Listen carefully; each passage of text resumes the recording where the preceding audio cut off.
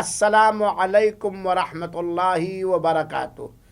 الحمدللہ والصلاة والسلام علی رسول اللہ، اما بعد۔ حاضرین کرام، آج میں آپ لوگوں کو احادیث رسول اکرم صلی اللہ علیہ وسلم کی روشنی میں عید اس کے چند اہم مسائل بتلانا چاہتا ہوں۔ اللہ تعالی ہم سب کو ہمیشہ خوش و خرم رکھے اور شریعت اسلامیہ کے مطابق عید منانے کی توفیق عطا کرے۔ آئیے آج ہم سب مل کر کے عید منائیں، اور عید منانے سے پہلے ضروری ہے کہ ہم عید کب منائیں گے، کیسے منائیں گے، اس میں کیا کیا کریں گے، کیا کیا نہیں کریں گے، ان ساری چیزوں کا جاننا ضروری ہے۔ تو آئیے سب سے پہلے ہم یہ جانیں کہ اسلام میں عید کا حکم کیا ہے۔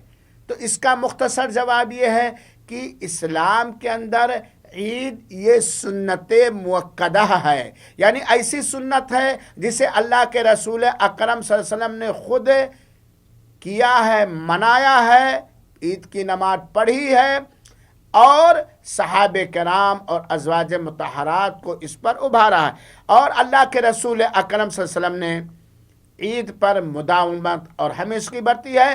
چنانچہ اکثر علماء کرام کا رجحان یہی ہے کہ صلاۃ عید یہ سنت مؤکدہ ہے۔ یہ الگ بات ہے کہ چند کم لوگ عید کی نماز کو واجب کہتے ہیں، لیکن حقیقت میں یہ واجب نہیں ہے، یہ سنت مؤکدہ ہے۔ ایک بات تو یہ ہے۔ دوسری بات، عید میں کون کون جائیں گے عیدگاہ میں؟ سارے لوگ، عورتیں، مرد، بوڑھے، بچے، بچیاں، سارے لوگ عید کے اندر جائیں گے عیدگاہ کے اندر، یہاں تک کہ اگر کوئی عورت نفاس کی حالت میں ہے یا حیض کی حالت میں ہے تو وہ بھی جائے گی، بات آگے آ رہی ہے۔ تیسری بات ذرا یہ بھی جان لیجئے، اسلام میں کتنی عید ہے؟ حقیقت میں اسلام کے اندر کتنی عید ہے؟ جبکہ ہم نے جب سے آنکھیں کھولی ہیں، غیر مسلموں کے یہاں، ہمارے یہاں بہت سارے عید کا رواج پایا جاتا ہے۔ یاد رکھیے گا میرے بھائیوں ساتھیوں، وہ اسلام جس کو مان کر ایک آدمی مسلمان ہوتا ہے، وہ اسلام جو اللہ تعالیٰ نے جبریل امین کے ذریعہ احمد مصطفیٰ پیارے حبیب صلی اللہ علیہ وسلم پر اتارا ہے، اس اسلام کے اندر صرف دو عید ہے، اور وہ ہے عید الفطر جس کو میٹھی عید یا سویاں والی عید کہا جاتا ہے، اور ایک ہے عید الاضحیٰ جسے قربانی کا عید کہا جاتا ہے۔ اور اللہ کا شکریہ احسان ہے، یہ دونوں عیدیں جو اسلام کے اندر صرف دو عید ہے، ہمارے رسول اکرم صلی اللہ علیہ وسلم نے، صحابہ کرام نے، خلفائے راشدین نے یہی دو عید منائی ہے۔ عید الفطر جو رمضان کے بعد 1 شوال کو ہوتی ہے، عید الاضحیٰ جو 10 ذی الحجہ کو قربانی کی عید ہے۔ اس کے علاوہ اسلام میں کوئی تیسری عید نہیں ہے۔ اور آپ غور کیجئے، یہ دونوں عیدیں دو بڑی بڑی عبادت کے بعد ہیں۔ عید الفطر جسے میٹھی عید یا سویاں والی عید کہا جاتا ہے، یہ رمضان المبارک کے گزارنے کے بعد ہے، 1 شوال کو ہوتا ہے۔ اور عید قربہ جو حج کی ادائیگی کے بعد ہوتا ہے، 10 ذی الحجہ کو ہوتا ہے، جس میں اللہ تعالیٰ کے قربت حاصل کرنے کے لیے بکرے ذبح کر کے عید اور خوشیاں منائی جاتی ہیں۔ اس کے علاوہ اسلام میں کوئی عید نہیں، نہ عید معراج، نہ عید میلاد النبی، اور نہ عید رجب، نہ عید غدیر، کوئی عید نہیں ہے۔ وہ اسلام جو پیارا مذہب ہے، اللہ کا پسندیدہ مذہب، اس کے اندر صرف دو عید ہے۔ اس سے ہم یہ بتلانا چاہتے ہیں، یہ عید معراج النبی جو مناتے ہیں، عید میلاد النبی جو مناتے ہیں، 12 وفات جو مناتے ہیں، یہ شب معراج جو مناتے ہیں، یہ سب ان لوگوں کے دین میں ہے جو سنی مسلمان نہیں ہیں، بلکہ دوسرے دینوں سے ان کا تعلق ہے، یہودیوں اور نصرانیوں سے جن کا تعلق ہے۔ عید کے نماز کا وقت کیا ہے؟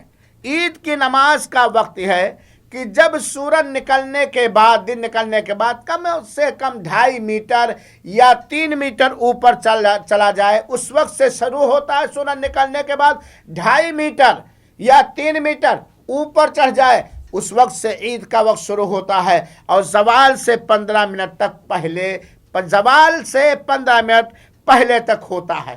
عید کی نماز میں صرف 2 رکعت ہے۔ پہلی رکعت میں تکبیر تحریمہ کے بعد 7 تکبیر کہنی پڑے گی، اور دوسری رکعت میں تکبیر تحریمہ کے بعد 5 تکبیر کہی جائے گی، اور پہلی رکعت میں سورہ فاتحہ کے بعد سورہ اعلیٰ، اور دوسری رکعت میں سورہ فاتحہ کے بعد سورہ غاشیہ پڑھنا، یہ سنت ہے۔ تو 2 ہی رکعت عید کے ہے، عید کی 2 ہی رکعت ہے۔ امام صاحب تکبیر تحریمہ کہہ کے نیت باندھیں گے، پھر اللہ اکبر 7 مرتبہ 7 تکبیر زوائد کہیں گے، اور پھر سورہ فاتحہ پڑھیں گے، پھر غاشیہ پڑھیں گے۔ دوسری سورت بھی پڑھنا جائز ہے، اور دوسری رکعت میں اٹھنے کے بعد 5 تکبیر زوائد کہیں گے، پھر سورہ فاتحہ پڑھیں گے، سورہ غاشیہ پڑھیں گے، دوسری سورت بھی پڑھنا جائز ہے، بس۔ تو یہ ہے عید کی نماز۔ عید کی نماز سے پہلے کوئی نماز نہیں ہے، عیدگاہ میں عید کی نماز سے پہلے کوئی نماز نہیں ہے، اور عید کی نماز کے لیے نہ اذان ہے اور نہ اقامت ہے، نہ اذان ہے اور نہ اقامت ہے۔ ہاں، عید کی نماز سے سلام پھیرنے کے بعد امام اٹھے گا اور مسلمانوں کو واعظ و نصیحت کرے گا، اور جامع واعظ و نصیحت کرے گا۔ ہاں، اگر عیدگاہ میں تحیۃ المسجد بھی نہیں ہے، کہیں میدان میں گئے، میدان میں عید کی نماز پڑھنا یہ افضل اور بہتر ہے، لیکن اگر جگہ نہیں ہے تو جامع مسجدوں میں یا مسجدوں میں بھی عید کی نماز پڑھنا جائز ہے، اور نماز میں سارے لوگ داخل ہوں گے۔ ہاں، اگر آپ مسجد کے اندر عید کی نماز پڑھنے گئے ہیں تو تحیۃ المسجد وہاں پڑھا جائے گا، ورنہ نہیں۔ آئیے چلتے چلتے مختصر طور پہ عید کے چند آداب ہم سیکھ لیں۔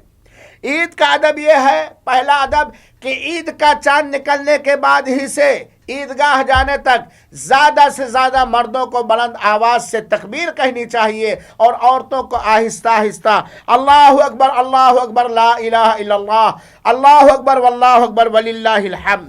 اور اسی طریقے سے دوسرا ادب یہ ہے کہ عید کے دن غسل کرنا چاہیے، غسل کرنا چاہیے سارے لوگوں کو، اور عید کے دن اچھے کپڑا پہننا چاہیے، خوشبو لگانا چاہیے۔ البتہ عورتیں اگر عید کے اندر جا رہی ہیں یا مسجد میں جا رہے ہیں تو وہ ایسی خوشبو نہیں لگائیں گے دوسروں کی ناک سڑ جائے، پھٹ جائے، وہ ایسی خوشبو لگائیں گے جو رنگ ہو، اور وہ پردے کے اندر۔ عید کے دن خوشبو لگانا چاہیے، عید کے دن اچھے سے اچھا کپڑا پہننا چاہیے جو شریعت کے مطابق ہو، نیا پہننا زیادہ بہتر ہے۔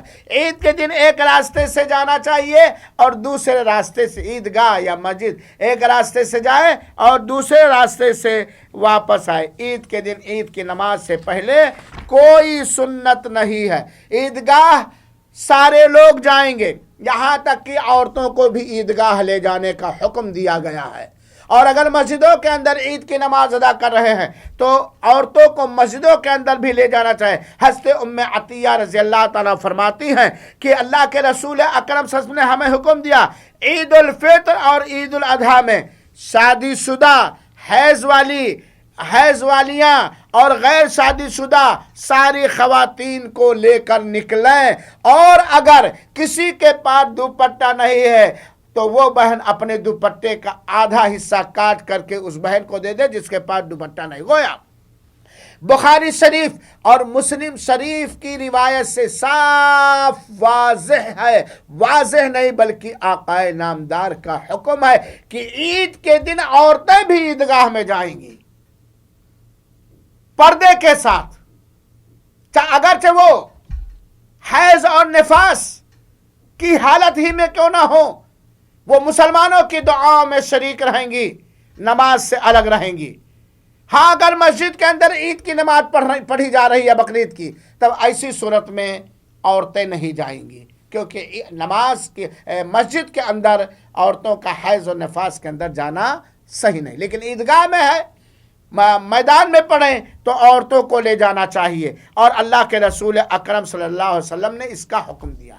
یہاں 2 بات بڑے افسوس کے ساتھ آپ لوگوں سے بات کہنی پڑتی ہے کہ ہمارے ملکوں کے بہت سارے علماء کہتے ہیں کہ نہیں، عورتوں کا عید کی نماز کے لیے عیدگاہ جانا یا پاکی کے حال میں مسجد میں جانا یہ فتنے کا سبب ہے۔ میرے بھائیو، آپ زیادہ جانتے ہیں کہ آپ کا اللہ زیادہ جانتا ہے۔ دین کس پر مکمل ہوا؟ عام مولویوں پر، عام مفتیوں پر؟ دین سب سے بڑے عالم جو محسن انسانیت ہیں اللہ کے رسول اکرم صلی اللہ علیہ وسلم پہ بتائیں۔ ہر زمانے میں عورتوں کے بارے میں فتنہ رہا ہے، اور عورتوں کا اللہ کے رسول نے خود کہا ہے ہم نے اپنے امتیوں پر سب سے بڑا فتنہ عورتوں کا فتنہ ڈالا ہے. اللہ کے رسول نے کہا کہ عورتوں کا فتنہ ہمارے امتیوں کے لیے سب سے بڑا فتنہ ہے. اس کے باوجود بھی اللہ کے رسول اکرم صلی اللہ علیہ وسلم حائضہ عورتوں کو بھی عیدگاہ جانے کا حکم دیا ہے اور یہ دین مکمل ہو گیا ہے. چنانچہ عورتوں کو لے جایا جائے گا پردے کے ساتھ، احترام کے ساتھ انہیں عید میں لے جایا جائے گا. اور آج آپ عید میں لے جانے میں، عیدگاہ میں جانے میں بہت سارے فتنے آپ کو نظر آتے. محرم میلے میں آپ کو فتنے نظر آتے ہیں. عید میلاد النبی کے جلوس میں آپ کو فتنے نہیں نظر آتے. آپ کے کپڑے آپ کی بیوی اور رمضان کے آخری عشرے میں جا کے دکان مول خریدے، آپ کو فتنے نہیں نظر آتے. دوسروں کی شادیوں میں آپ کی بیوی، آپ کی بیٹیاں بے پردہ جائیں، آپ کو فتنے نہیں نظر آتے. جہاں رحمت ان کو ملنی ہے، جہاں دعائیں ان کو ملنی ہے، جہاں انہیں واعظ و نصیحت کی بات سننے کا موقع ملے گا، وہاں آپ لوگوں کو فتنہ نظر آتا. اللہ سے ڈرو. عورتوں پہ پابندی لگانے والوں اللہ سے ڈرو اور عورتوں کے لیے عیدگاہ میں انتظام کرو. دلیل میں دیتا ہوں، اللہ کے رسول اکرم صلی اللہ علیہ وسلم نے مردوں کو مخاطب کرنے کے بعد عیدگاہ میں عورتوں کے قریب گئے اور کہا اے عورتوں کی جماعت تم صدقہ کرو کیونکہ تم زیادہ جہنم میں جاؤ گی. عورتوں نے اپنے کانوں کی بالیاں ڈال دی کہ حدیث آپ کو جب چندہ کرنا ہو تو یہ حدیثیں آپ کو بہت نظر آتی ہے اور یہاں نہیں نظر آتی کہ عیدگاہ میں جانے سے عورتوں کو عید کی نماز پڑھنے سے آپ منع کرتے ہیں. تو چنانچہ میرے بھائیوں جانا چاہیے عید کے دن ایک دوسرے کو مبارکبادی بھی دینا چاہیے. کیا کہہ کر کے تقبل اللہ منا من کا صالح الاعمال. یہ چند مسائل تھے اور عید کے دن جو خلاف شریعت کام ہوتی ہے میں آگے والے درس میں بتلانے کی کوشش کروں گا. وجزاکم اللہ احسن الجزا.